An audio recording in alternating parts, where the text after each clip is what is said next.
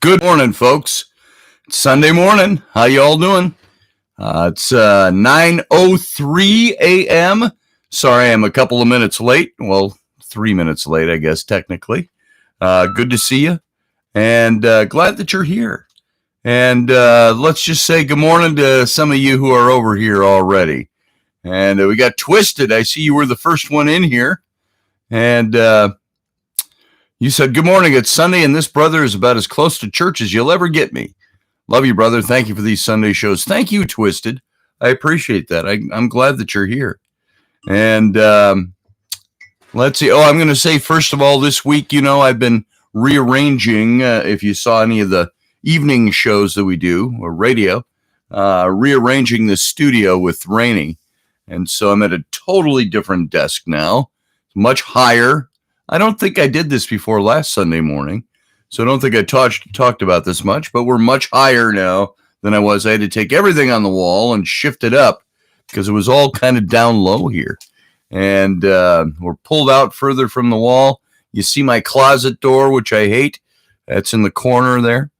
And only I cover that up with logos in the radio show, so you don't see any of that. So now you get to see, this is it. This is Sunday morning. This is me, my house, my room, and all that junk. And so it's a nice, bright, sunny day outside. It's hot. It's been hot for a while. Rainey took the kids up to her mother's yesterday. I don't usually go up there for holidays and stuff like that. So it gives me a day off at home. And I did things like tried to tackle this room a bit. Tried to mow the lawn. Well, I did mow the lawn. I'd say about 2/3 of it. All the really visible parts. I didn't do the backyard and the side yard. So how mundane is that for Sunday morning talk? I suppose that'd be like if we were all grabbing a cup of coffee and sitting around at the cafe. Well, what'd you do yesterday morning? What'd you do for the holiday? Well, I mowed the lawn and I did the dishes and cleaned the house a little bit. And that's what I did. And some other things in my own stuff that I have to do and get out of the way. So it's nice to do that without the interruption of children all day long, which is a wonderful thing. I know somebody will say to me, 20 years from now, you're really going to miss all those kids screaming and stuff during the day. Yeah, well, it's okay. I've already had that. This is shift 2. I have had that with the first kids. And so I was already in that stage of, they're, getting a little older, they're moving out, and then now I've got the new kids, so as you all know. So the two segments of child raising of my life. And I love it. I love being here. I don't like attitudes. I think I've gotten less patient with children fighting. And that fighting, all that is. It's sibling rivalry over whatever it might be. Who gets, it starts from who gets the crayons to who gets to control the TV remote to who's watching what, where, who's wearing what, that's mine, no, that's yours. And there's constant bickering. It's like, come on, guys. My middle child, Rowan, she's already an angsty 16-year-old. So and she's only 8. So go figure that one out. So good morning, Lucky Stone. Good to see you. And great to have you here this morning. Teresa, good to see you, darling. Matt Finn, how you doing, brother? Darth Samuel Nagayan, good to see you here. And Steph, how you doing this morning? Audrey, of course, post-birthday, post 4th of July. So good to see you here this morning. And what else we got going on? Who else is here? Sean Bowden. Good to see you. Good morning. I lost my place. I'm scrolling through the chat room over here.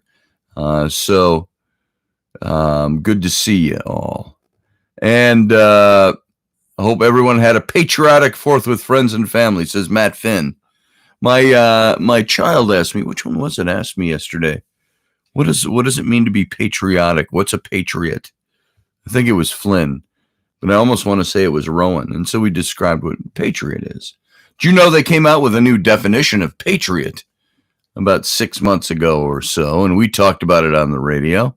They said that a patriot means the same thing as a chauvinist, as a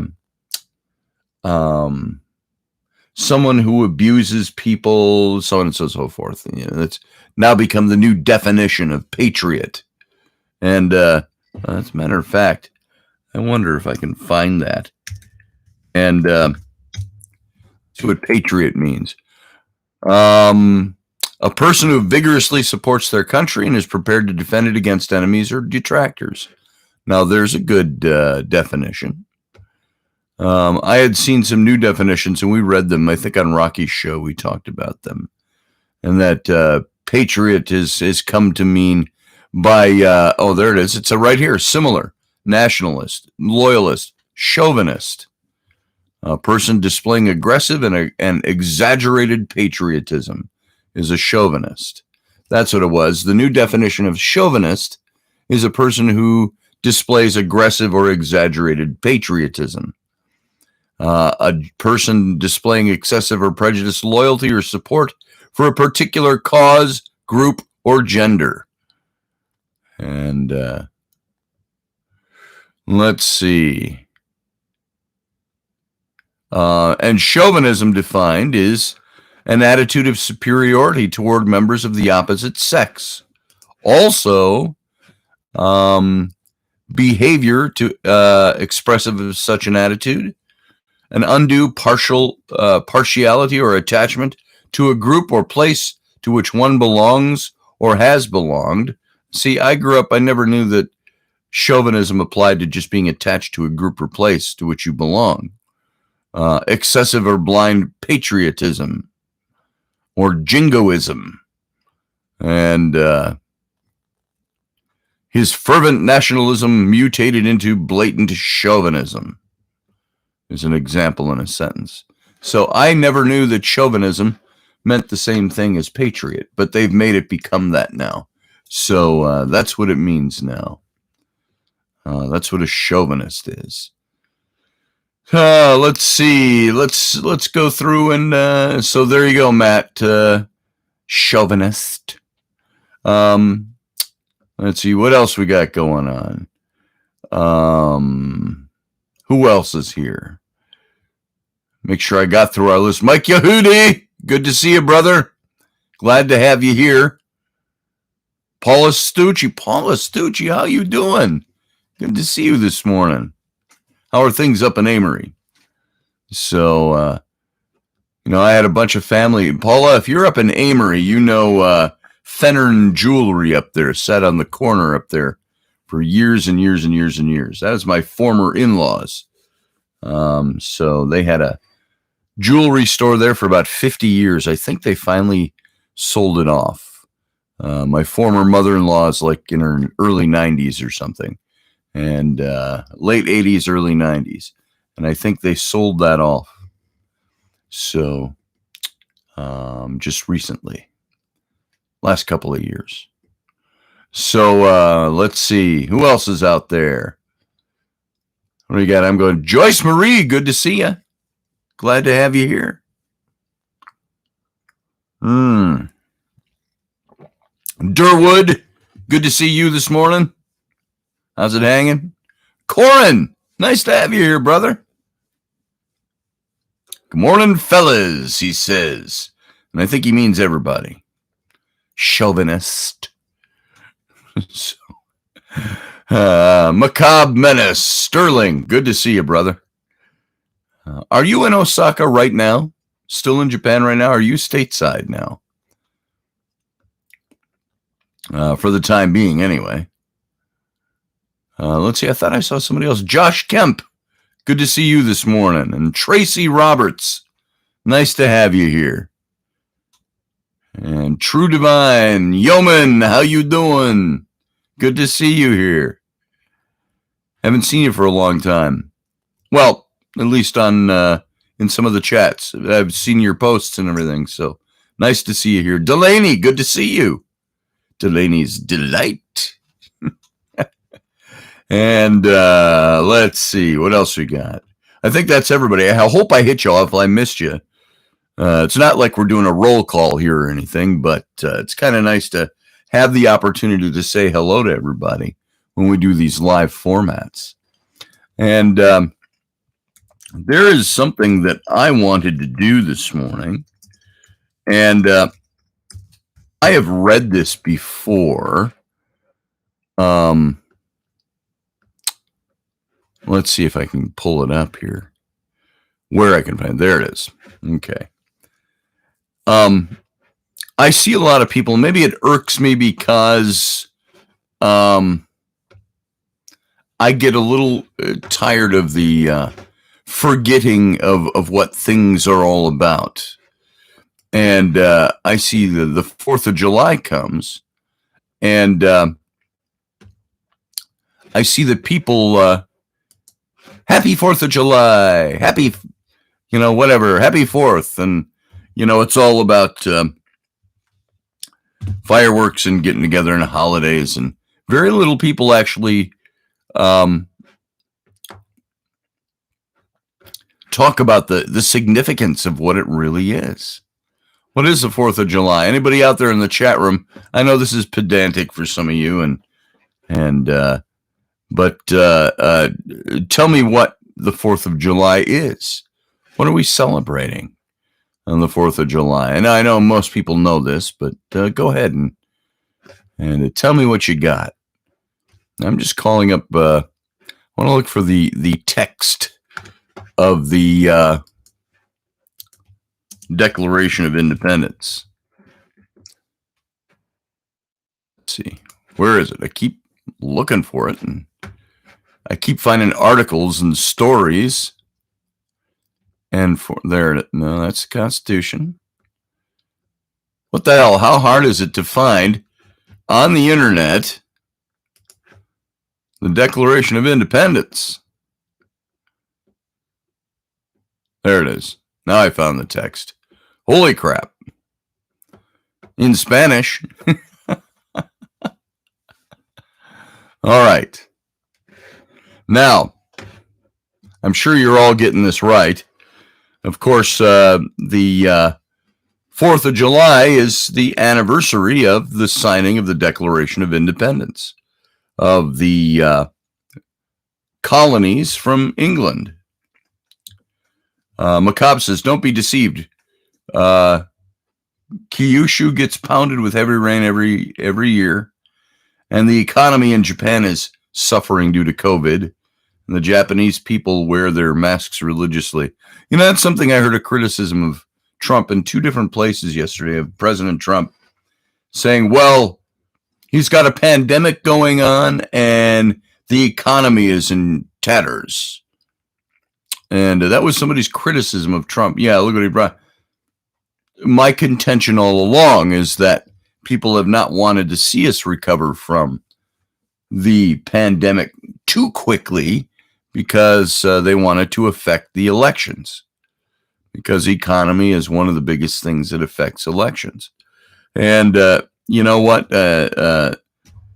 With Sterling there saying that Japan's economy's in tatters because of the COVID, well, so is our own. You know what we've done? We've had a pandemic hit. I think the president has done as good a job as he can, as anybody can on that kind of thing. Not much else you can do than what he's done. They criticize him because he gives his opinion on things. Well, president's allowed to have an opinion. And at the same time, the economy is what it is because of the pandemic, not because of Trump's inability to do better. And when you've got, you look at just the stimulus package alone, trillions of dollars, and they're voting still on the second one. You wouldn't think it'd be all that difficult, by the way. If you're going to help the American people with the money that we have and the money that we don't have, if you're going to drive us into debt doing it, then just goddamn do it. What's all the wrangling? What's all the fighting about? I suppose some people in the Senate or in the House have don't believe that we should do it. And so they're going to resist it. They're going to fight against it. I get that.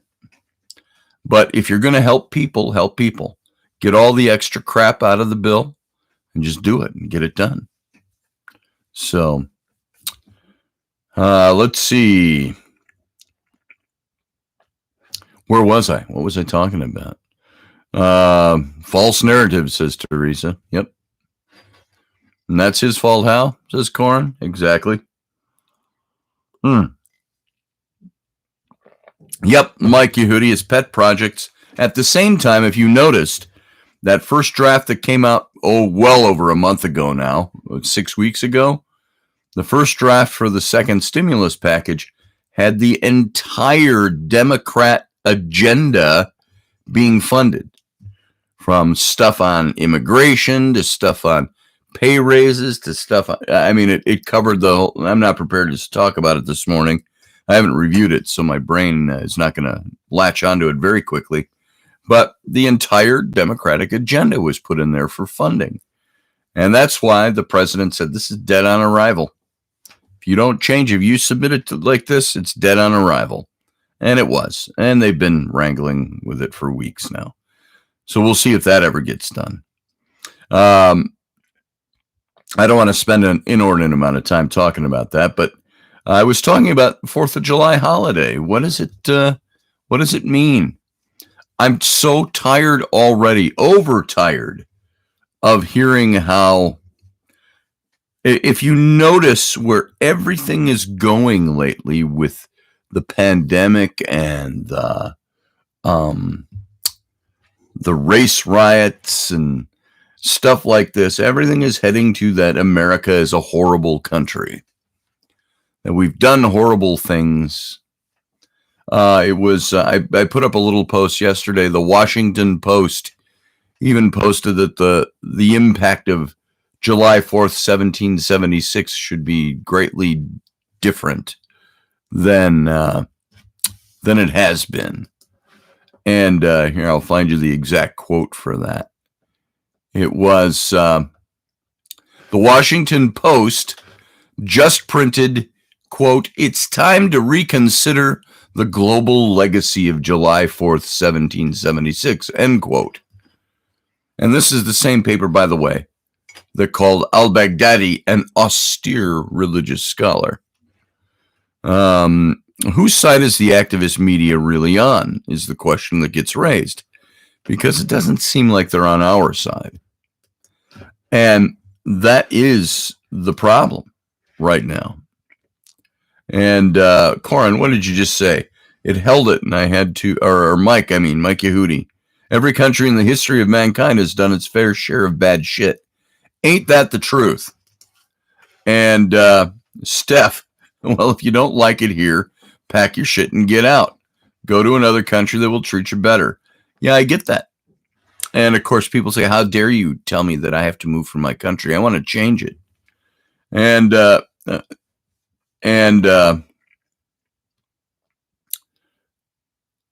I was looking at what Sean said. America is 199 and 8 days old, 8 days older than me. So you got a birthday coming up in a few days. I take it, Sean Bowden. So I get really tired of hearing people want to diminish the United States, because while we have committed atrocities, we have done bad things. Every nation has that exists out there. Any nation that you put people in charge of are going to do things that are, that affect and hurt other people. And so the big question is what does America stand for? What are we all about? We get bad people in power. Yeah. We have bad legislation that takes place. Yeah. And, what'd you just say, Delaney? I told BLM leaders to go suck Kim Jong-un's sausage and he will let them live there. Maybe so. Maybe so. Well, I understand the need to want to stay in your own country and to reform it to fit what your view of the world is, which is what BLM is doing. But you can't do that without rewriting our founding documents. There are things that you can do to amend it. It's a long, lengthy process. So get involved in the legislation. And make no mistake, BLM is a political movement. It's not one for the rights of people. If BLM was concerned about the rights of blacks in this country, and if you're black and you're listening, hear me out on this. If you support BLM, one thing that really came home to me, well, there's actually two things that have come home to me about BLM. And you look at, first of all, let's take the newest, the pandemic. BLM says that they are all about black people. Black Lives Matter. Yet I have not seen them ask black people to not gather in groups of more than 6, to stay home from the protestations and things like the mass protesting. Because if you didn't know this already, Black America, blacks are in the high effective, not effective, what's the word I'm looking for? For COVID-19, blacks are in that highly susceptible category. They're one of the high risk categories. I don't know what it is about its genetics. And so, yet, Black Lives Matter, I have not once heard them say, hey, brother black folk, we are in a high risk category for getting this COVID-19. And at a time where everybody's being asked to stay home and sequester themselves and all the things we're supposed to, social distancing, why isn't Black Lives Matter, who cares about black lives, telling black people to stay home because they care for them? We do not want to see you get infected. They're not doing that. It's because they don't care about black people. They're a political movement. They're Marxist. We saw this with, what else was Black Lives Matter doing? Black Lives Matters was protesting black kids getting killed by the police. All the while, not mentioning anything about the blacks that are being killed by blacks in Chicago and other places like that, which far outnumber what the police are doing. Can they be that myopic and say, well, our group is only focused on the system killing black people? So it's not Black Lives Matter. It's something else completely different. Because it isn't all about all black lives. It's about a certain number of black lives. And so you see these inconsistencies in who they are. And I don't know what got me onto that, but that's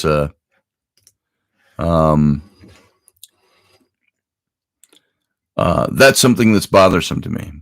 And they want to change our form of government because of it. And right now you might think that they're succeeding at doing that. They're getting police departments closed down. They're having an effect. But I think the majority of people, they let these things play out. We watch them and we see them and we get pissed about them and we bellyache about them. But then people are going to start speaking up. And I think you're going to see a lot of backlash on this. So what I find from groups like Black Lives Matter and others is that they are against our form of government. And like Delaney said and others said over here, if you don't like our form of government, if you don't like this country, why don't you go somewhere that suits your needs? Well, the problem is there isn't another country that's going to put up with anybody saying the kinds of things they say. All these people that hate our country love the fact that our country affords them the right to say whatever they want to say, as long as they're not inciting violence. They can express their free will. They can express their minds in America. They wouldn't give that up for anything. So it'll be interesting to see how this all plays out. 4th of July is the celebration of our Declaration of Independence.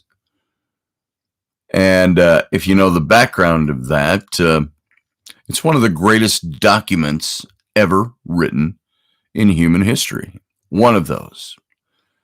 And I wanted to read it today as my celebration of the 4th of July. And folks, if you haven't read it in a while, you may have heard me read it once on this show or once on Rocky's show. I can't remember when it was, what venue it was on. But if you have not read the Declaration of Independence or our founding documents, now's a good time to just sit back and listen to this a little bit. Comment where you want to.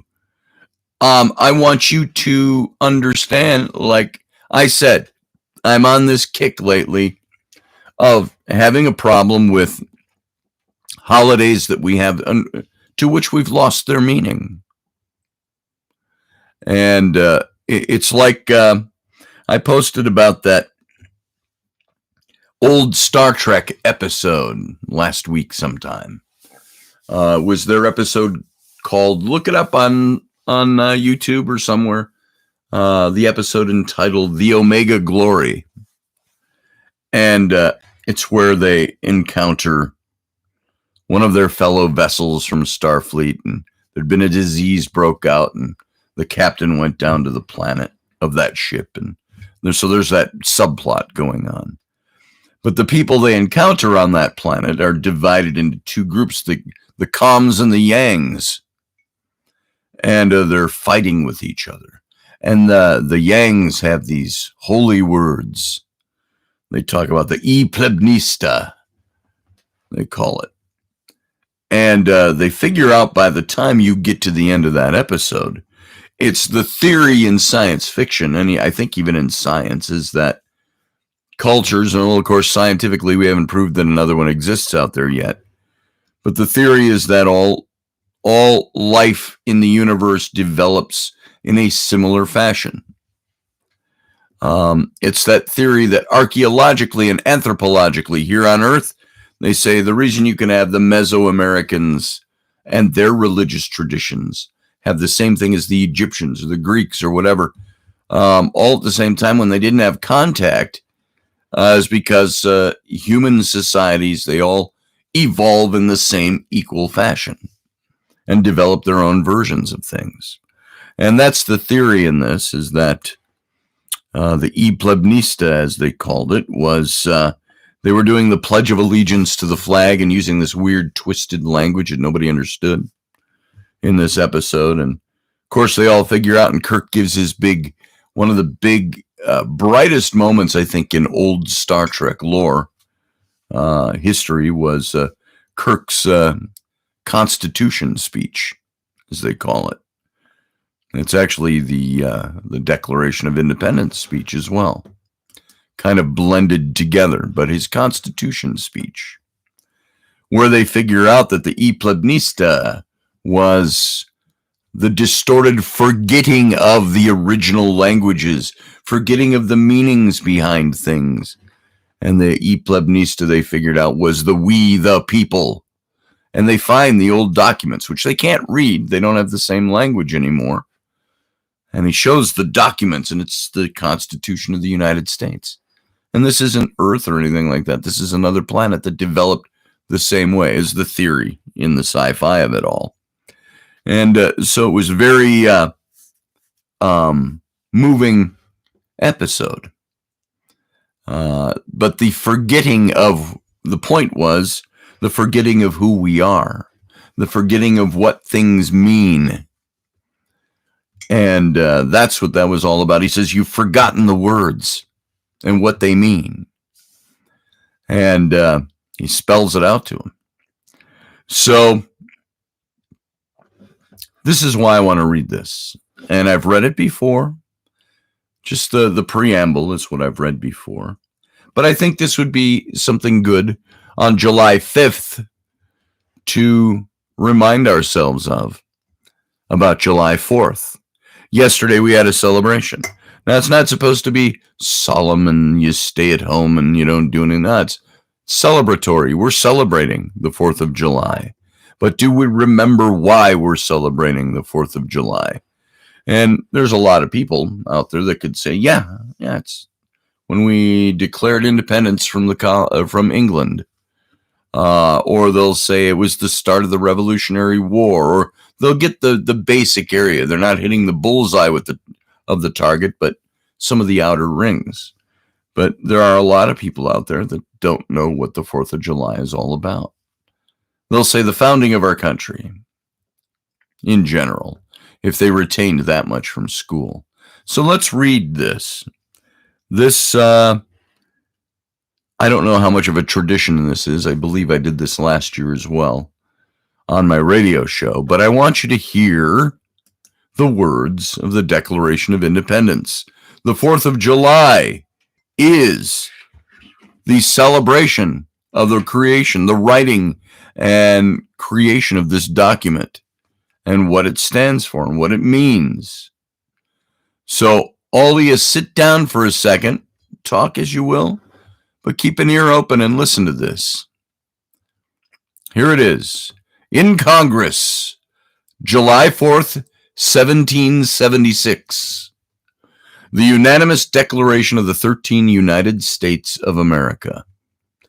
When in the course of human events it becomes necessary for one people to dissolve the political bands which have connected them with another, and to assume among the powers of the earth the separate and equal station to which the laws of nature and nature's God entitle them, a decent respect to the opinions of mankind requires that they should declare the causes which impel them to the separation. We hold these truths to be self-evident, that all men are created equal, that they are endowed by their Creator with certain unalienable rights, that among these are life, liberty, and the pursuit of happiness, that to secure these rights, governments are instituted among men, deriving their just powers from the consent of the governed, that whenever any form of government becomes destructive of those ends, it is the right of the people to alter or to abolish it and to institute new government, laying its foundation on such principles and organizing its powers in such form as to them shall seem the most likely to affect their safety and happiness.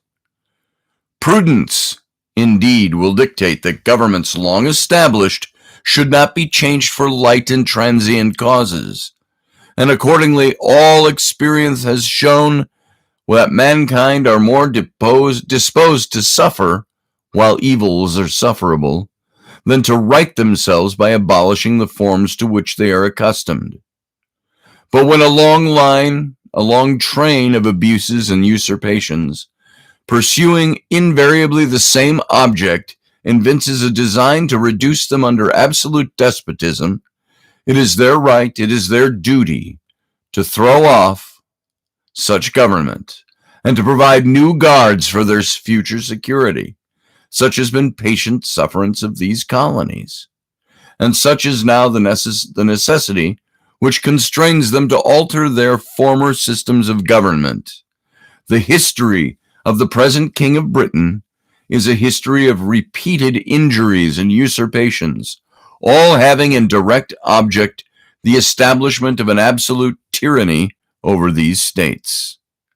To prove this, let facts be submitted to a candid world. Now here's the list of facts that they presented in this Declaration of Independence. We're very familiar with the opening, but are you familiar with this stuff? Here's a list. Here's the facts being submitted to a candid world. He has refused to assent to laws the most wholesome and necessary for the public good. He has forbidden his governors to pass laws of immediate and pressing importance, unless suspended in their operation, till his assent should be obtained, and when so suspended, he has utterly neglected to attend to them. He has refused to pass other laws for the accommodation of large districts of people, unless those people would relinquish the right of representation in the legislature, a right inestimable to them and formidable to tyrants only. He has called together legislative bodies at places unusual, uncomfortable, and distant from the depository of their public records, for the sole purpose of fatiguing them into compliance with his measure. He has dissolved representative houses repeatedly for opposing with manly firmness his invasions on the rights of people. He has refused for a long time, after such dissolutions, to cause others to be elected, whereby the legislative powers, incapable of annihilation, have returned to the people at large for their exercise, the state remaining in the meantime exposed to all the dangers of invasion from without and convulsions within. He has endeavored to prevent the population of these states, for that purpose obstructing the laws for naturalization of foreigners, refusing to pass others to encourage their migrations hither, and raising the conditions of new appropriations of lands. He has obstructed the administration of justice by refusing his assent to laws for establishing judiciary powers. He has made judges dependent on his will alone for the tenure of their offices and the amount and payment of their salaries. He has erected a multitude of new offices and sent hither swarms of officers to harass our people and eat out their substance. He has kept among us, in times of peace, standing armies without the consent of our legislatures. He has affected to render the military independent of and superior to the civil power. He has combined with others to subject us to a jurisdiction foreign to our Constitution and unacknowledged by our laws, giving his assent to their acts to pretended legislation, for quartering large bodies of armed troops among us, for protecting them by a mock trial from punishment for any murders which they should commit on the inhabitants of these states, for cutting off our trade with all parts of the world, for imposing taxes on us without our consent, for depriving us in many cases of the benefits of trial by jury, for transporting us beyond seas to be tried for pretended offenses, for abolishing the free system of English laws in a neighboring province, establishing therein an arbitrary government, and enlarging its boundaries so as to render it at once an example and fit instrument for introducing the same absolute rule into these colonies, for taking away our charters, abolishing our most valuable laws, and altering fundamentally the forms of our governments, for suspending our own legislatures and declaring themselves invested with power to legislate for us in all cases whatsoever. He has abdicated government here by declaring us out of his protection and waging war against us. He has plundered our seas, ravaged our coasts, burned our towns, destroyed the lives of our people. He is at this time transporting large armies of foreign mercenaries to complete the works of death, desolation, and tyranny, already begun with circumstances of cruelty and perfidy, scarcely paralleled to the most barbarous ages, and as totally unworthy the head of a civilized nation. He has constrained our fellow citizens, taken captive on the high seas, to bear arms against their country, to become the executioners of their friends and brethren, or to fall themselves by their hands. He has excited domestic insurrections among us, and has endeavored to bring on the inhabitations of our frontiers, the merciless Indian savages, whose known rule of warfare is an undistinguished destruction of all ages, sexes, and conditions. In every stage of these oppressions, we have petitioned for redress in the most humble terms. Our repeated petitions have been answered only by repeated injury. A prince whose character is thus marked by every act which may define a tyrant is unfit to be the ruler of a free people. Nor have we been wanting in attentions to our British brethren. We have warned them from time to time of attempts by their legislature to extend an unwarrantable jurisdiction over us. We have reminded them of the circumstances of our emigration and settlement here. We have appealed to their native justice and magnanimity.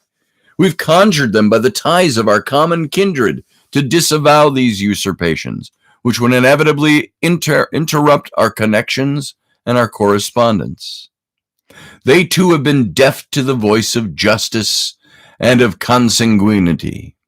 We must therefore acquiesce in the necessity which denounces our separation and hold them, as we hold the rest of mankind, enemies in war, in peace, friends. We therefore, the representatives of the United States of America, in General Congress assembled, appealing to the Supreme Judge of the world for the rectitude of our intentions, do, in the name and by the authority of the good people of these colonies, solemnly publish and declare that these united colonies are, and of right ought to be, free and independent states, that they are absolved from all allegiance to the British Crown, and that all political connection between them and the state of Great Britain is and ought to be totally dissolved, and that as a free and independent states, they have full power to levy war, conclude peace, contract alliances, establish commerce, and to do all the other acts and things which independent states may of right do. And for the support of this declaration, with a firm reliance on the protection of divine providence, we mutually pledge to each other our lives, our fortunes, and our sacred honor. And then you have all the signees. Yes, Matt, freedom. Remember that from the old Star Trek episode, freedom? You speak the holy word. So, and yes, we can bear arms. That's the Constitution. And so there's the Declaration of Independence, which was presented and signed to on the 4th of July of 1776, at least publicly. That's when they did it. So that's what the 4th of July is all about. That document, those words. And I have my parts of that are very stirring, especially to me. The very beginning, the unanimous declaration of the 13 United States of America, when in the course of human events, it becomes necessary for one people to dissolve the political bands which have connected them with another, and so on, and to assume among the powers of the earth, to rise to that status. And then they go on, they say, we hold these truths to be self-evident, that all men are created equal, and that they're endowed by their Creator with certain unalienable rights, that among these are life, liberty, and the pursuit of happiness. Now, many people will say, well, these were slaveholders that wrote these things and signed to these things. Yes, they did. And remember, at the time, they viewed black Africans as being less human than whites. That was the paradigm. For as good or bad as that is, that was the paradigm of the day. And they struggled with it. They said, these are the things we've written, that all men are created equal. Well, what happens if we start accepting the fact that blacks are also humans, that they're equal men and women to white women, men and women? What about the Native American? We're going through that in the radio show during the week. And so you've got this inconsistency from the start. And you know that they recognized the inconsistency themselves. They wrote about it. They did things about it.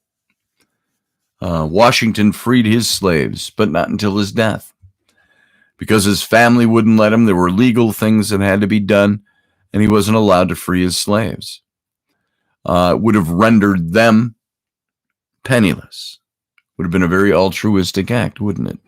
Same with Thomas Jefferson, who owned 600 slaves, and he freed 7 of them in his lifetime.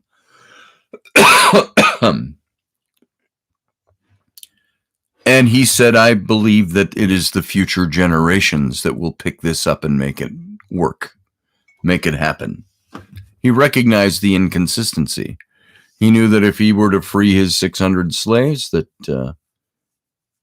it would ruin him.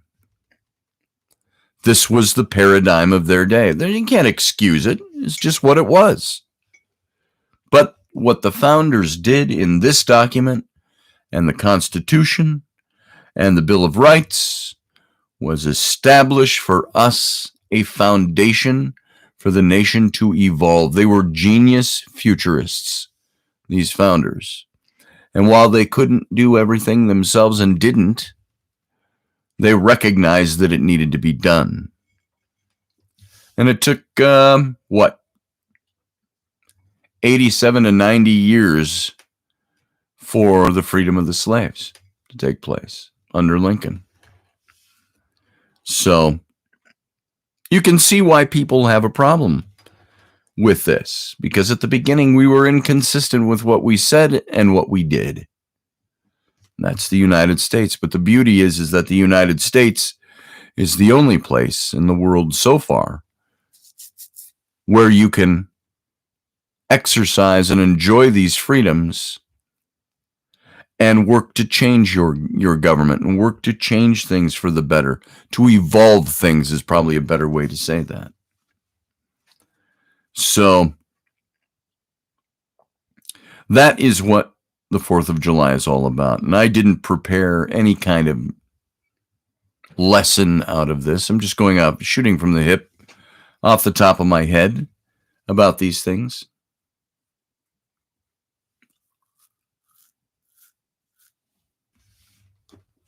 So let me go through and see some of your comments on some of this stuff. Let's see where we are.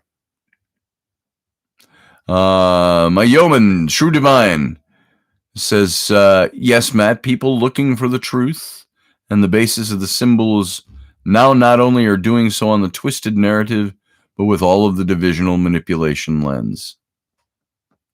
I don't know what the exact context of that was. It just looked important to read that. KTM, you have 3 sons and their father will provide but not be a dad. Yeah. Those are 2 different things, by the way. Being a father and being a dad. Let's see. I'm just going through.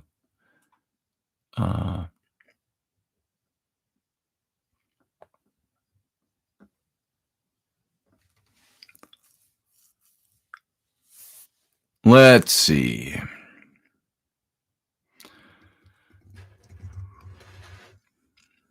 Teresa said, did you see all the 200 black armed militia take that mountain yesterday? Nobody messed with them, calling for Black Nation armed to the teeth. You're talking about Stone Mountain, Georgia? With the likeness of Stonewall Jackson on its face. I don't know all the details about that, but did they take the mountain violently, or were they just armed? Were they just like the more conservative patriots who showed up on the steps of the Capitol with their guns and fully armed? Was it a statement? If it had been a battle, what would have happened if the United States Army showed up? Be interesting. So they have a right to protest, and they have a right to put their weapons on display. I'm okay with that much of it. Just like I was okay with patriot groups doing the same thing. The black armed militias, they have a right to bear arms just like anybody else. And perhaps they were putting that on display. So more power to them. If they want a war, it's different. So, and that's what I think this could devolve into, these current events. Let's see. Yeah, that's right. Field Guy said Trump passed an executive order to protect all statues.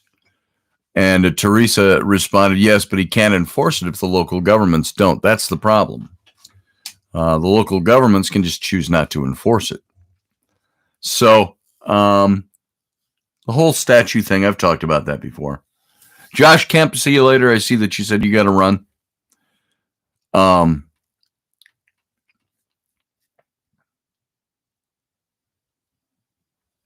There are things that the president does. He gets criticized for doing things like stating that, wow, I might be really hot looking at my mic here.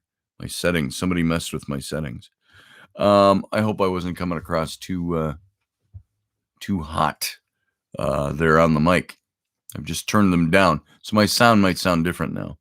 But I've seen people criticize Trump for passing an executive. How can he do that? He's wasting time on that when there's a pandemic and an economic crisis. Well, you know what? The country runs on more than those two things. The president has to do all these different things. One of them, declaring this on statues. I don't know how much of that his time that took, but there is a government in place that works on these things. The president signs the executive order, and he's still working on the other things. So I wouldn't be too worried about that. And by the way, I just want to make an announcement here, guys. I'm going to put something over in the chat room. If you go here, if you remember Ruben Fasthorse, I'm going to post a link here. It's just popped up on my computer screen, so I wanted to mention it. That link is Ruben Fasthorse's Zoom link for this morning at 12 p.m. Eastern, so which is 11 o'clock, 1 hour and 5 minutes from now. He's doing his Native American language and other kinds of classes. It's a Zoom meeting where everybody's on video, and it's a very I want to see if this asks me for a password or not.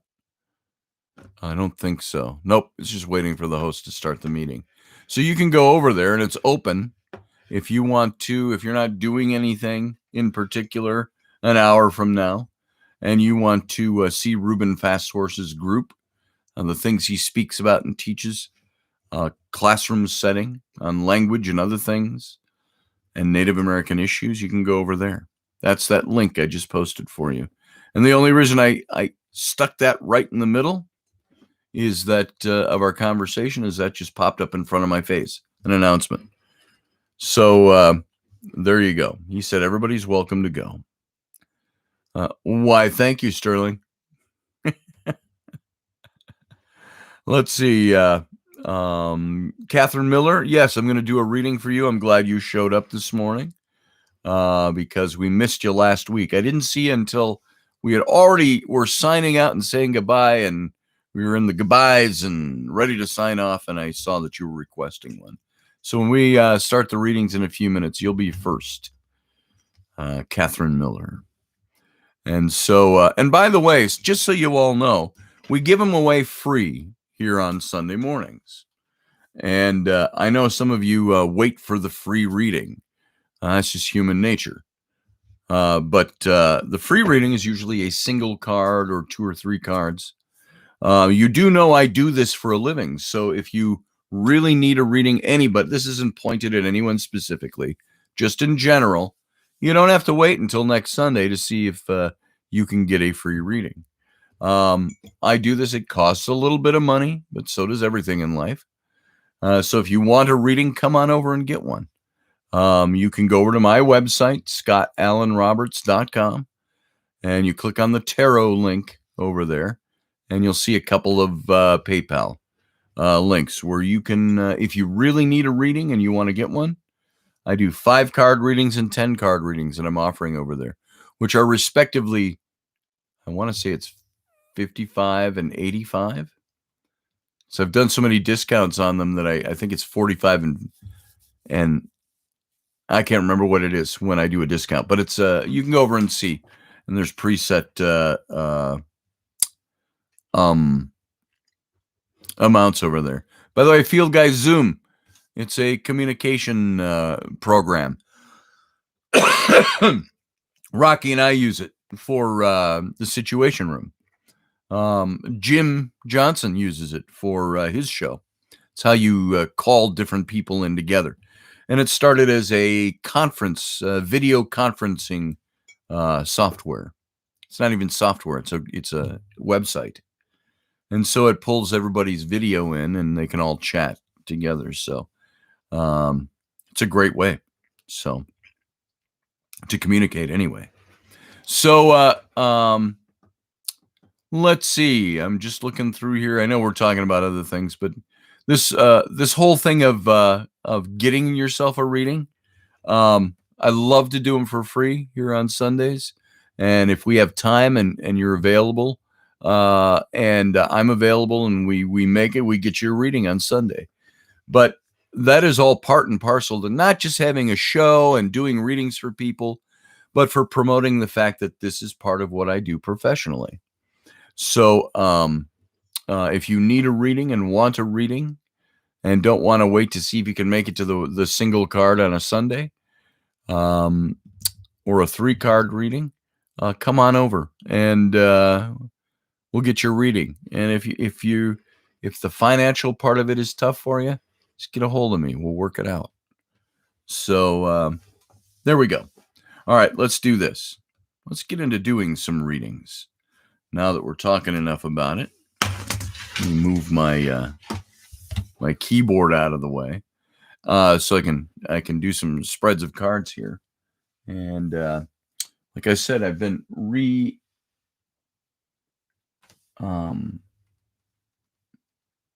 designing and relaying out the office. I didn't check this ahead of time. Where are my cards? Hang on a second. I'll find them. Might be on the shelf behind me now. Yes, they are. Ta-da! There they are. All right. Okay, Catherine Miller, if you are still present there, let's start by doing a reading for you. And I'm going to do single card readings today. So this will give you what a single card reading is going to do. It's going to give you an impression, an idea of what things are in general. And as you can imagine, a single card is very general. When you start doing 5 and 10 card readings, which take up to an hour and 15 minutes, thereabouts, you start seeing a lot of other detail. For those of you in here who've had the full 10 card readings from me, you can attest to the more detail that comes up because it covers all different kinds of things and all different kinds of detail. I wonder if you can see my desktop from there. No, you really can't. I was going to tip the camera down so you could see the desktop, and I was going to lay out a 10 card spread so you could see it, but and how I do it. Roger Rabbit, by the way, I saw your name go by. Good to see you. Welcome this morning. All right. Here we go. All right. Catherine, this one's for you. Here we go.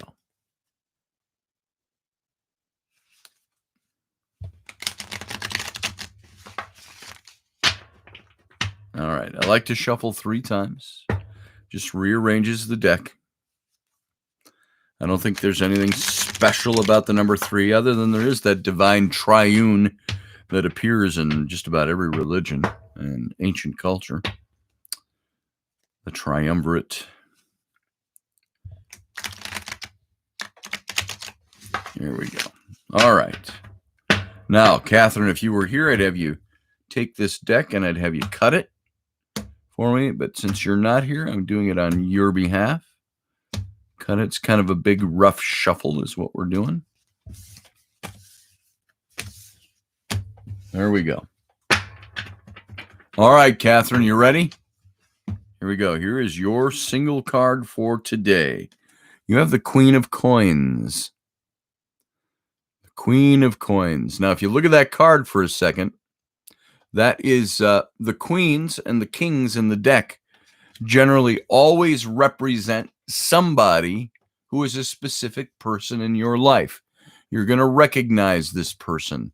They are not supposed to be metaphoric, but they're supposed to be somebody who is somebody that you will know or recognize. Or conversely, this queen could be you.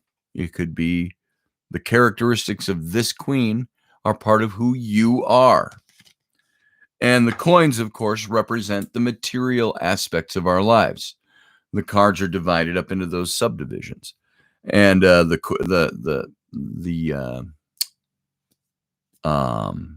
section is the word coming to mind. What's the word when you're talking about cards? The different sections of the card deck.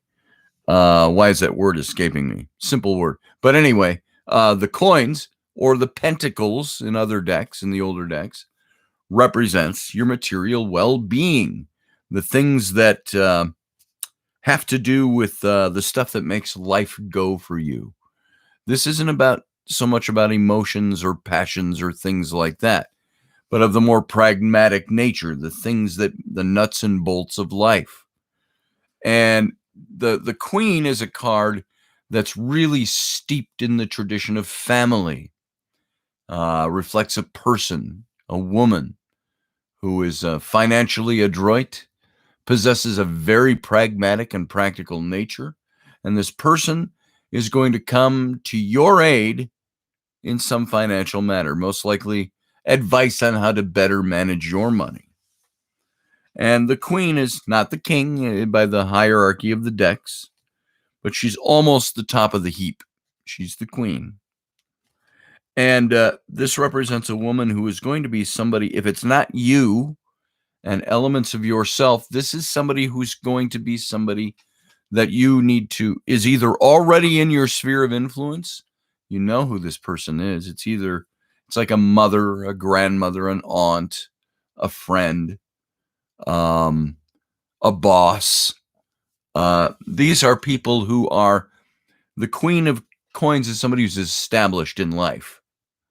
It's not usually just, your buds that you hang out with, go drinking with, or partying with, or having coffee with, and your equals on equal terms. This is somebody who's a little bit above in the sense that they have made it.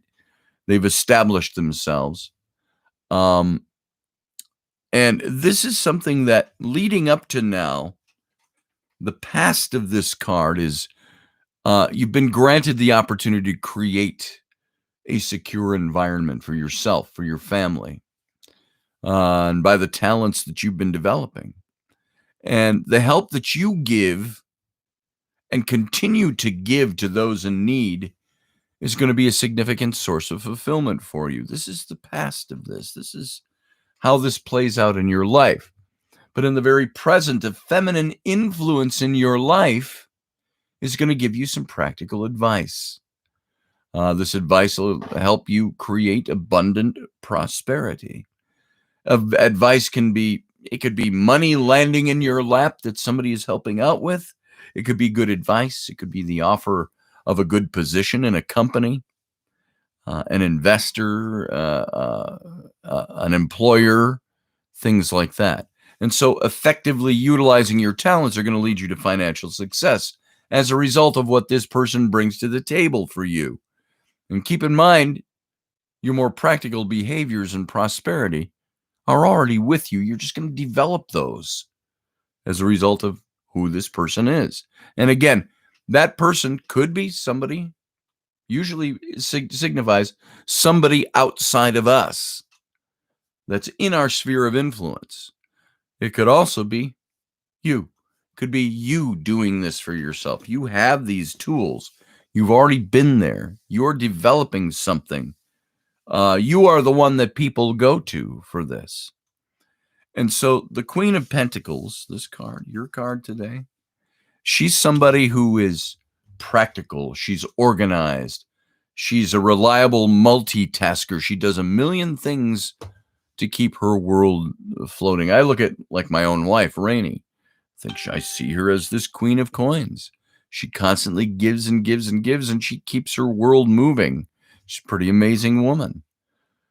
She's somebody who brings her abundance and her wealth, but also requires an ability to love yourself, to be unafraid of the change or the journey that could lie ahead in order to achieve your goals.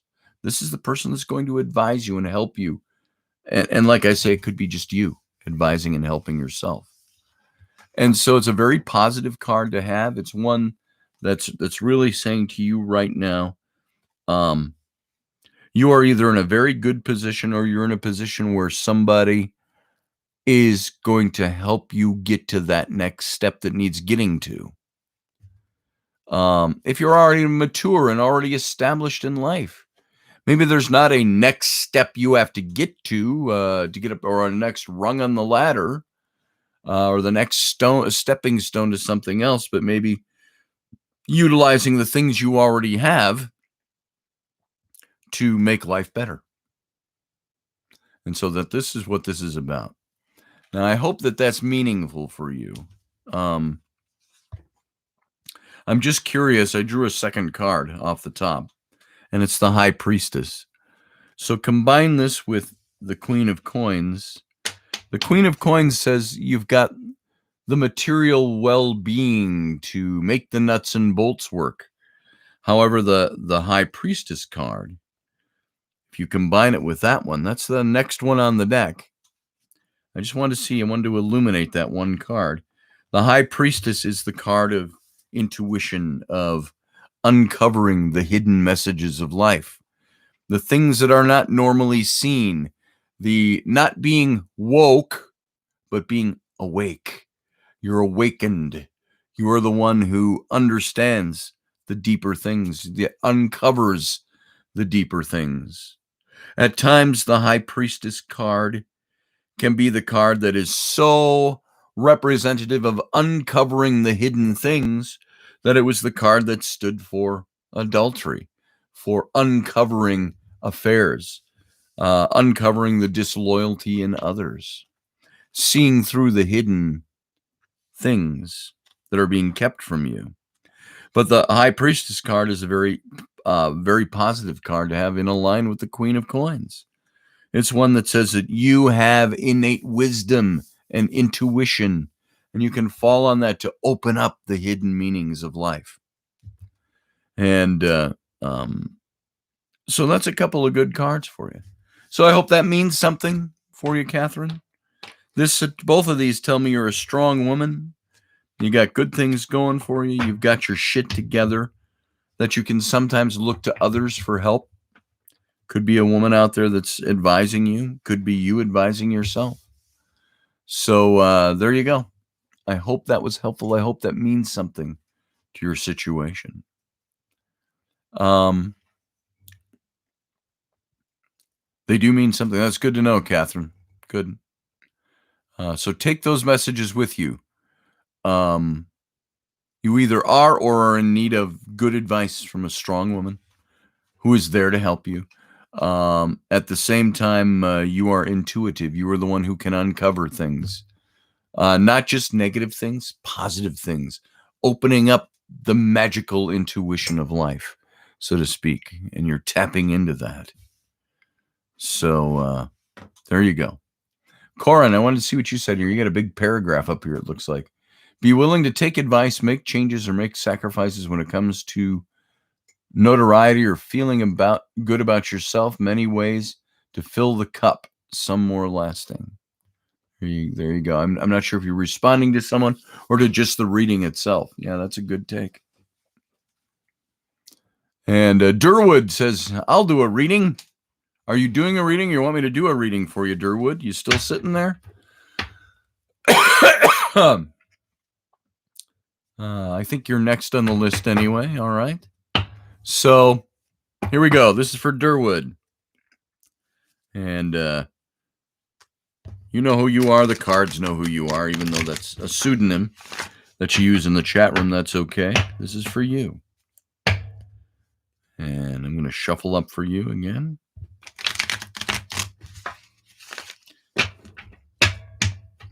And to me, as I've said several times in the past, whoever is out there delivering these messages through the cards, and I just dropped the whole deck. Hang on, I'm going to stand up and take care of this and get these picked up. I was tapping it on the edge of the desk and I missed the edge of the desk.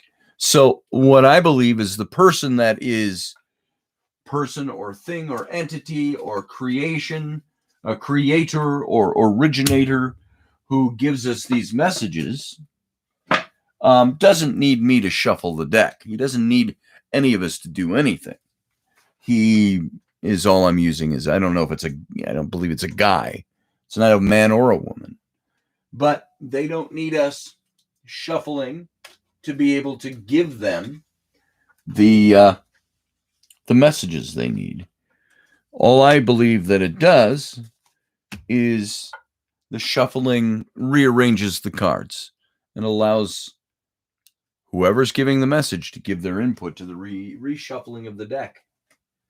And the interesting thing about that is that, like, you look at even God in the Bible, how it says that he is the one that put all things together on a subatomic level, and by him all things consist and hold together on a molecular level. He was talking, even though they didn't understand that kind of talk at that time. But if there is any kind of submolecular structure to the ability of the originator, the God, the creator, or someone to, I see a couple of cards I missed, to affect change in a stack of cards, let's say, to present a message that it wants to present. That's what we're doing by shuffling, just rearranging things. Well, look what else is under here. My rubber chicken. That was under my desk too. I don't think there's any particular message in this, but there it is, rubber chicken. I don't know where to put him. You can go right there. He's down under my footstool, under the desk. I think the kids have been in my office too much. All right. So let's get back to shuffling now. I'm going to just shuffle this. It's been shuffled pretty well by falling underneath the desk. You know, you ever look at that and say, maybe that's providential? The dropping of cards while shuffling a deck. I am in the habit of, if a card flips off the deck while I'm shuffling, I put that card on top and we read that card. But let's shuffle one more time here for you. This is for Durwood. This is the dropped deck shuffle. And if you were here, I'd have you cut the deck. Let me do that. Not that it hasn't been shuffled enough already, but we just insert that all into the process right now. Here we go. Ready? Let's see what the drop deck shuffle gives Durwood today. All right, Durwood, you've got the Four of Swords. You can see there's a man reclining, sleeping. He's holding onto a sword, and there's three other swords on the wall behind him. And this is a card that, no, first of all, the swords is the suit of power and authority. It's the suit of conflict. I don't know why I'm having trouble with my words this morning. I think I must not be fully awake in the back of my head. But it's conflict. It's conflict you give, that you put out, conflict that you get, that you receive. And the Four of Swords is really represents order and stability in your life. It's combined with the tumult of the nature of the swords, and the 4, which offers respite from battles in your life. And so what this card is all about is the peace that comes from taking a break or needing a break or having a break forced upon you. But whatever it might be, the peace that comes from this break, the taking the rest, is temporary. So suck it in while you can. Appreciate it while it lasts. It might point toward recovery from prolonged illness. It might be the taking a break after a prolonged battle of some sort, that metaphoric battle with employment, a battle with spouse, a battle with partners or relationships of one kind or another. And the plans that you've already made, it's being indicated, might not properly guide you through all the changes that are coming. So sometimes, our plans are what's the old saying I'm thinking of? Life is that thing that passes you by while you're planning for it to happen. Our plans don't always fit. What's the old saying again too? It came from John Steinbeck's Of Mice and Men. The best laid plans of mice and men became a saying after that book. Because it doesn't matter what we've planned and what we've got out there. Sometimes the plans get blown to bits by life itself. So this is telling you that you need to, the shadow of everything you felt is hanging over you. The stuff that's been plaguing you, the stuff that's been bothering you, the stuff that prohibits your forward movement in the way that you've best planned. That's where I was going with the best laid plans of mice and men. Notice how life ignores our plans is the idea. Sometimes they come through, but sometimes it ignores them. But this shadow that you felt hanging over you is going to pass. And the warmth of your life is going to return, is the idea with this. But it's predicated on taking the break. You see this guy who's laying down there. It's a recovery period. It's one of recovering from the best laid plans being foiled again. Organize and examine your thoughts is the card's meaning. Your dormant qualities of inner strength, self-respect, these are the things that are going to guide you right now. And so you have to take the generous time you can to plan the course for your future, because some of your plans have not worked out the way you've wanted them to. Now's the time to take a break. Illness or battle or fighting or just the daily wear of life has worn on you. And sometimes you got to push that aside and say, okay, I need a break. Got to do this. There's no rush to decide what's best for you. Or the people you care about. And so the 4 of Swords is a card that really points to some sort of sickness or withdrawal. It brings it to a rest. It's healing. It's order being brought back in. And it could simply mean just taking a break or calling a truce. And this is a card that says it's time to do that. And if you aren't doing that now, you should be doing this. So it's either something, like I said at the beginning, enforced upon you, or something you're doing of your own free will. That means this is something that is happening to you, or it's something that you're going to make happen of your own free will. You're going to take the break, or the break is going to be forced on you. And at the same time, that break is the thing that rejuvenates you. This is about recharging your batteries so that you can enter the fray again. Doesn't say life is going to be all different because you do this. It just means it's going to recharge you and make you better for it. So hopefully that makes sense to you. Yeah, look at the rabbits, George Derwood says. If you remember the Sylvester the Cat, the old cartoons, Looney Tunes, they did a big take on that with Sylvester and the big dumb cat, and named Lenny. And he said, he says, rabbits, George, what rabbits? And what colored rabbits? Purple ones and green ones and blue ones and red ones. I will love them and hug them and pet them and make them my very own. I remember that. Just brought that cascading into my brain now. But yeah, that's Of Mice and Men, great American novel. So there you go, Derwin. I hope that makes sense. It makes sense for you. All right, Kay is next, if there's still time. Well, we'll make some time for Kay.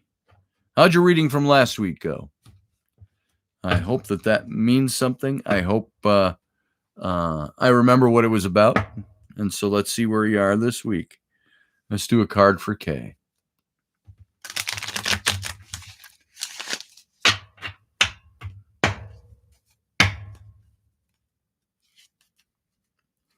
And I always like to shuffle. I don't think I would have to shuffle, but I always like to shuffle for each person. Even if it's a single card we're doing. One more time.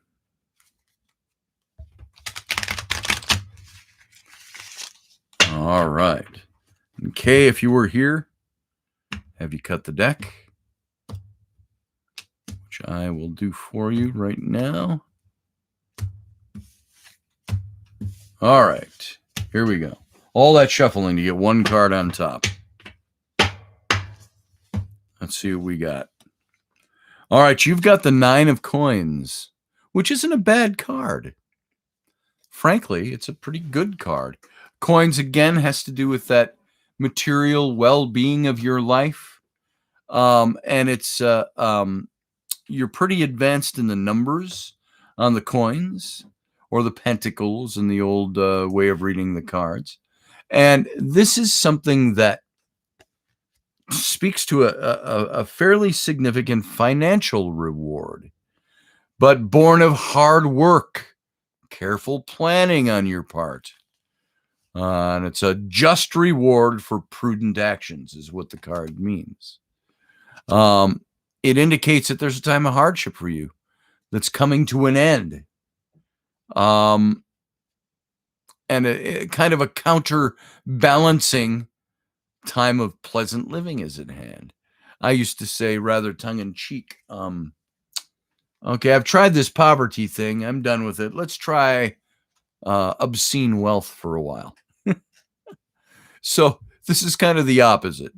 It's there's a less positive note about this too, is that it indicates a solitary individual. So you may still be searching for companionship. You might lack the people to whom you can share your gifts or your gains in this time. And so the pleasure you've experienced was earned by your achievements.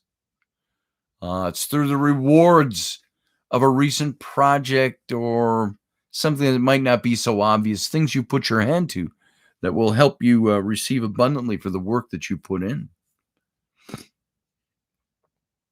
At the same time, when it talks about this solitary element of companionship and so on, I want you to notice something. This woman is sitting here, this beautiful woman in a beautiful gown. She's got a hawk sitting on her shoulder. There's the violin is behind her on the wall. And there's a garden behind her, a walled garden. And the idea with this lack of companionship is that sometimes being in the most safe, wonderful place in life where our needs are provided for, we might even be wealthy. We might have a gain that was unexpected, but this gain has helped us build this beautiful garden that we're living in now. But the idea with this card is also on the lack of companionship part, that part that speaks to being lacking people with whom to share your stuff, or you're solitary in life right now. You might be surrounded by people, but you might be solitary. Is that you can build a walled garden, but it's still a walled garden. Even beautiful walled gardens can become prisons for us. And so the idea with this card is that the solutions you're seeking, the things you want to get are arriving. They're there. They're in front of you. They're happening. And they'll relieve you of the stress that are associated with this problem of being in that walled garden. There's new challenges that are coming with this card. You get to dispel your feelings of dissatisfaction a bit. And there's a void that you've been experiencing that's going to be remedied by the challenges that are coming.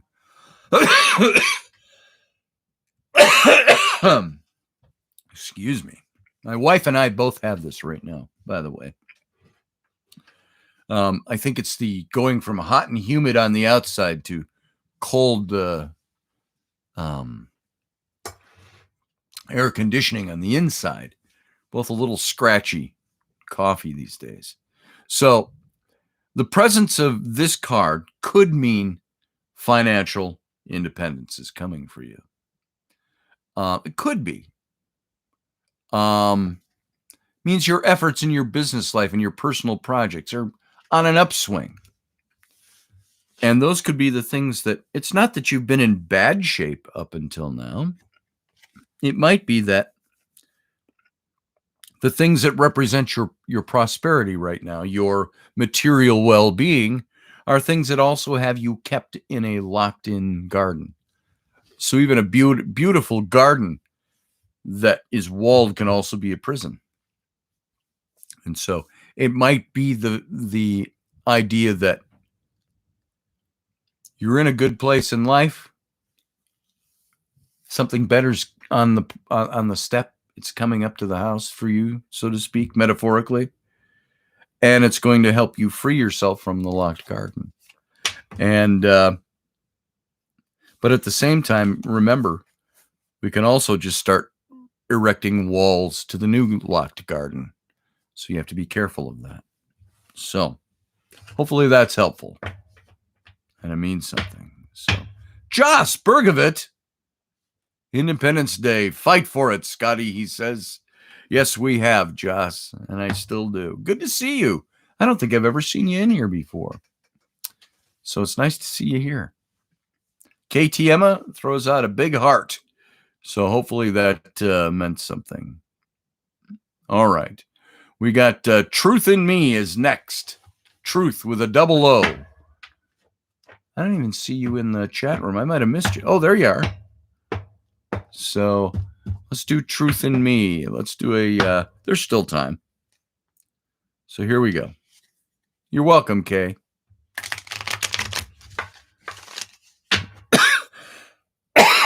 All right, let's move this on and shuffle for Truth in Me.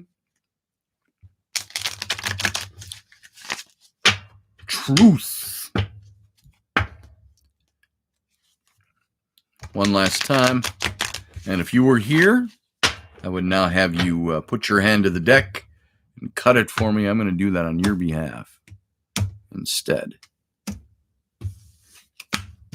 All right, here we go. Ready? We're all restacked. All right, Truth, here we go. Your card is, we're getting lots of coins today, the Knight of Coins. Now, the coins, again, and I wish we could see these a little better. The light shines on them and it kind of blots them out. There's your Knight of Coins. And the Knight of Coins, the knights in the deck are all these messengers of the king. They're the ones that are carrying things out. They always represent movement of some sort as well.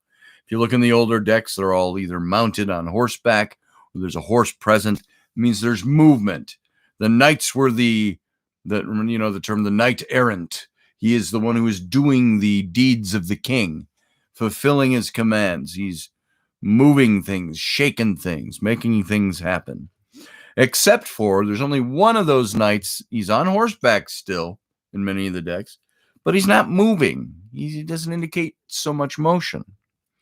And that's the Knight of Coins. And coins, again, being that suit that deals with your prosperity of life, the material elements of your life, and the things that make you go, so to speak, on a nuts and bolts basis of life. And the Knight of Coins is the one knight that is not moving. And he's not transitioning from one place to another place. He's not indicating movement from one place to another. What he's doing by standing still is he is planning his work. He's surveying the landscape in front of him. If you will put it in the metaphor of a knight, perhaps he's reviewing the battle that's taking place in front of him. And before he moves and moves his men with him, he's surveying the situation. He's planning his work so he can work his plan. And so he is therefore, of necessity, slow, plodding, making the necessary calculations to make his next move. In other words, this is the knight that doesn't make a move without planning what he's doing and where he's going. He's meticulous. He's organized. And this is saying that right now in your situation, that you need to take on the elements of this knight. Don't rush into things right now. Right now, you have to be the Knight of Coins. And when it pertains to your finances and your material well-being especially, this card is saying don't rush in, don't move fast, don't make any movements at all. Think your way through this. Apply the calculus of life to it, in other words. Don't make your move without planning your moves. Be meticulous. And if this is not in your nature to do these things, it's like me. I tend to, if I was used to me as an example, I'm not a big planner. I move. I kind of thrust myself in there headlong. And sometimes without thinking too deeply. This is the knight that is saying you need to not do that. You need to be the person who thinks it through. Or you need to be able to rely on somebody else who is outside of you, but part of your sphere of influence, that can help you understand how to slow yourself down so you can plan things properly. This is a card that represents don't do anything right now without thinking it through. Look at your situation, reconnoiter, regroup, organize, and then you walk your horse down into the fray. You don't go riding at a full steam. There used to be a thing when I was a high school kid. Our church had a camp that wasn't far, actually, from where I live now. And they had 500 acres on the St. Croix River here in Minnesota. And they had a bunch of horses. And there was a road that went up behind the main lodge. It went uphill into the forest and out onto the upper pastures. And we called that the Apex Road. And the horses, when they were coming down the Apex Road, they would speed up. They wanted to get down to they knew coming down the Apex Road would bring them to their stables where they could eat, get the saddle off, roll in the dirt, drink water, whatever they want to do. And sometimes it was a lot where leaders at the camp didn't like to take a lot of kids walking down the Apex Road because the horses wanted to speed up and move along. But we used to take great pride in walking our horses down the Apex Road. We would start at the top and you could see them. They're getting worked up. They want to run down that road to go back to the stable. And yet we kept them pretty reined in and we walked them. They're walking stately. down the apex road. And this is what this card is telling you to do. Walk your horse down the apex road. It's going to want to rush in to your situation. That's our nature sometimes. So this card is either acknowledging you have already in you the nature to not go rushing into things, but to plan your work and work your plan, be plotting, be meticulous, use the calculus of life, go slowly and go smartly. Or it's saying you need, if you don't already possess these things, to apply those things. And if you don't know how to apply those things, there's someone standing in the wings that's there to help you do that. So you got stuff you've got to get done, stuff you've got to attain, but you need to work your plan. Plan your work, work your plan. Truth. I hope that makes sense for you.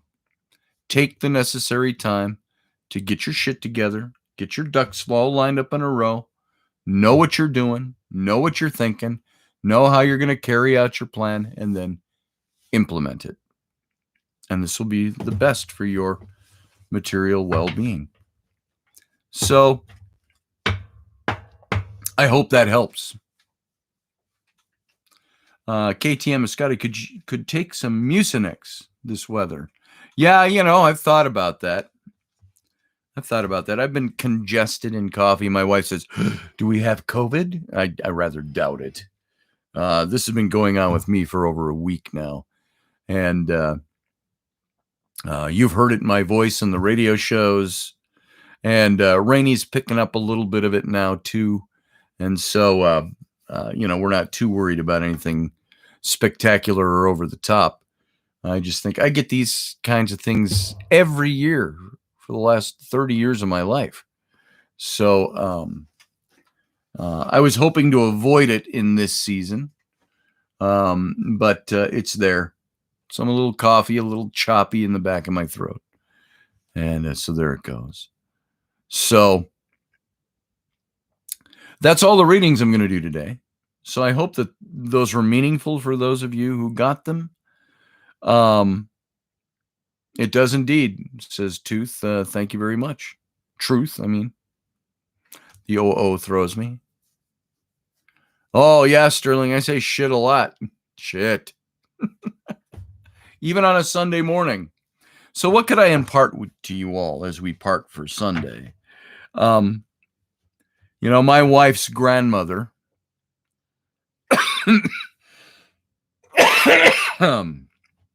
she insists that I should start a church. And I said, you know what? I'm not starting a church. I wouldn't know what to teach at church. Church implies religion and spirituality of sorts.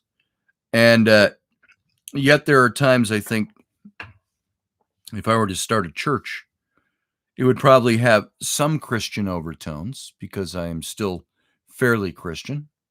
And somebody might say, well, you're either a Christian or you're not. Well, I was a Christian for many years. And I haven't thrown out the baby with the bathwater, but I understand different things about my Christianity than I did before. So there are elements of that faith that I adhere to. So I think some of the things we talk about are, if I were to have a church and I only had to speak 1 hour a week in a public setting or teach some classes or lead a congregation, they would be all along the lines of the kinds of things we talk about on this show. And Truth, that's a good way to put that. I would rather be looking for the root of things instead of being in a rut. Damn straight. So Matt Finn says, screw those people. You don't got to be all in or nothing. I agree with you, Matt. I agree with you. It's like this. I tend to take great umbrage when I hear people want to, what's the word I'm looking for? Degrade the Bible or degrade biblical teaching. Of course, I'm big on the history of the Bible. So I say, I ran into somebody again just this last week. Oh, the Bible, well, you can't trust anything out of that book, because blah, blah, blah, blah, blah. And I said, wrong. You can trust that book. I said, there's been over a century ago, they had already established over 1,500 points of archaeological fact in the Bible to be truth and to be and to have evidence for. And I said, now you can take the philosophical part, the spiritual part, the faith part of the Bible and say, I don't agree with all of that. I can agree with some of it. I can agree with none of it. So you could say, I might not believe that there's even a God. And look at the Bible and say, there is that spiritual element then that you would cast out. But you can't take the Bible and say that it's inefficacious, because you take the Bible and you separate out its history from its religion, and it's just the history and the religion are kind of wrapped up together in the Bible. But if you separate them out, the Bible is full of a lot of truth, a lot of fact. And the religious part you can take or leave, depending on where your heart is and what you believe about God and so on. So, different roads to the same way home, personally, says Matt. Yeah, I would agree with that. And that's something we used to teach against when I was in seminary, when I was in ministry. We would teach against that thinking. Oh, the people say, the world says all roads lead to Rome. And no, there's only the road of Jesus Christ and what you do with them. And then, we had that teaching in the church. And I cannot throw Jesus out with the bathwater, so to speak, because he was a great teacher. He was a great prophet. Was he the Son of God? That's for another time to decide. I used to believe he was. I'm not so sure now, other than a Son of God, in the sense of the old great mystery religions like we talked about for a long time in Intrepid Radio. So, and there we go. So, I don't know what I would teach in a church if I had a church. It would have to be definitely spirituality. It probably wouldn't look much different than all the things we talk about with Intrepid Radio and on Sunday mornings. Teresa says, find me a mate and I'll think about it. What did Audrey say to you? I can even marry people while I'm blue alien. LOL. Well, that's good. Oh, that's right. You've got the handy dandy $29.95 ordination. So that's a good way to marry people. Become your own church. Did you name your own church, by the way, Audrey? Is it Church of Blue Alien or Blue Alien Church or something like that? So, the Bible is also a guide in the stars and current roadmap. Very interesting. So many takes on the Bible. It's very true. So what I would leave you with for today, I'm going to take one card. I'm just going to cut the deck in half. Take one card for today in general. Here's a card for today. Let's see what we got. And I'll leave you all with this as we move into our Sundays. The Magician. The Magician. The Magician card says, you all have the ability to create magic out of everything that's in your environment. What does the magician do? He picks and chooses the different things in his environment to create the potion that makes the spell to perform the magic he wants to take place. He has intention, visualization. Well, I think it'd be visualization, intention, and manifestation. So he harnesses the energies around him to have happen the things that he needs to have happen. This is the all being awake, not woke. Woke in the current political sense is a bunch of bullshit. This is about being awake, being aware that you're awake, living in the now, and knowing that there is more to this existence than what you see, the dream world around us. You are the magician. We can all be the magician in our lives. We have the ability to take the elements of life and put them together to make something be the way we want it to be.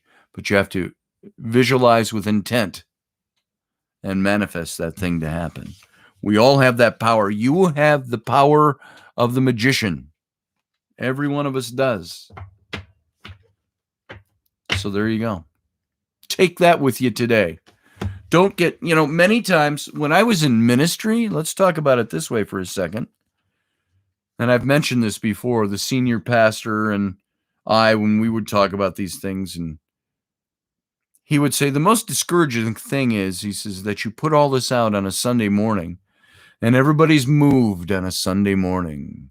Well, praise God, praise Jesus. They're all moved to do the thing, live the life. And by Monday morning, they've forgotten it.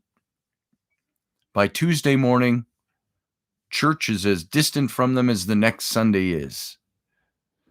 And life goes on without applying the things that we learn and hear.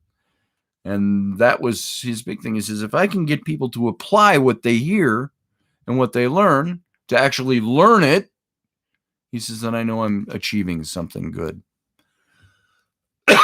And so the thing to do, I would say with this message of this card, go out into your day and into your day tomorrow, Monday, and start thinking, how can I visualize and how can I implement, how can I actualize the things that I need to have happen? So there you go. I lay that on your laps, in your laps. You take that and do with it what you will. Find ways that you can actively make the magic work. So, Betsy, how you doing? Good to see you. We're just closing out for the morning, so I hope you weren't just sitting in the wings and missed it all, but it's good to have you here for the last couple of minutes anyway. Let's not ruin a good thing. Robert's Wisdom on Sunday mornings. It's what I look forward to on Saturday with our brothers and sisters. Yeah, let's not ruin it. And I hope it's worthwhile, Matt. Thank you, everybody, for being here today. And I love you all. I appreciate the fact that you take your time to be here with me. And I'm going to go out into my day now. It is now 10:50 a.m. Central Standard Time, 11:50 if you're out on the East Coast. And it's, what would that be, 9:50? No, it's 8:50 over on the left coast. So all of you have a good day. Enter your day. Have a fun day. Think of the things you need to do for yourself. And we'll see you tomorrow night, 9 p.m. Central Standard Time, right here on through the Odyssey Radio Network for Intrepid Radio, where we're going to pick up our series on Native Americans and the conquering of the American West.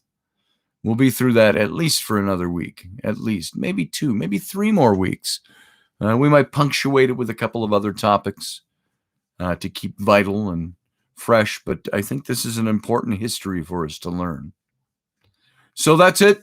Talk to you all soon. Have a fun day, and we'll see you tomorrow night. Bye.